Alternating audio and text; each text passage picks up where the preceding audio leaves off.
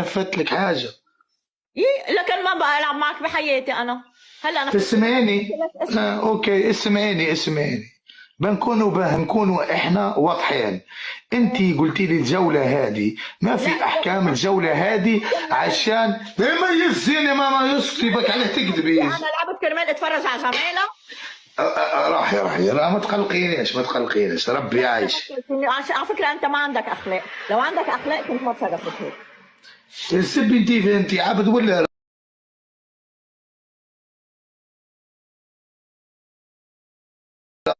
نيكي؟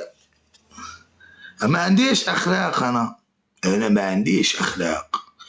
انت اخلاقك واضحه. البندق عندي، الشيخ العثمندي هو يدق الدور وتجي تقحف عندي. ريح تشوف، ريح بقدك تشوف.